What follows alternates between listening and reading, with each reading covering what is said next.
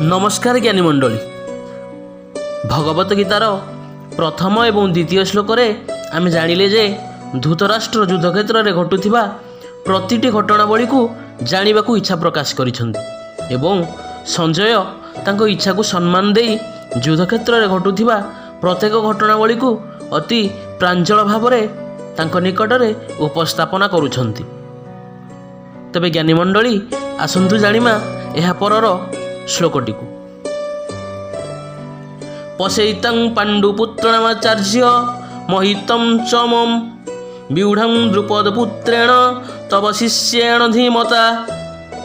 हे आचार्य द्रुपदपुत्र दृष्टद्युम्न आपणकर जड़े बुद्धिमान शिष्य पांडव मानकर एभली भारी सैन्य मानकर चालना दृष्टद्युम्न ही करुछंती। व्यूहकार माने केते सुसज्जित होइछंती सेना माने जेउठिकी से सेना मानक भितरे पशिबा असंभव आ जदि भी कहीं से मध्य को प्रवेश करनिए ताहले से सेना भितर बाहरिबाटा असंभव।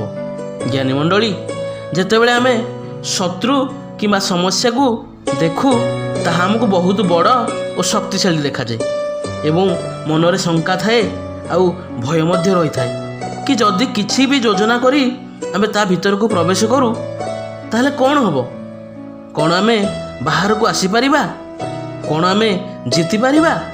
एभली चिंताधारा रे मध्य दुर्योधन रहुथिले।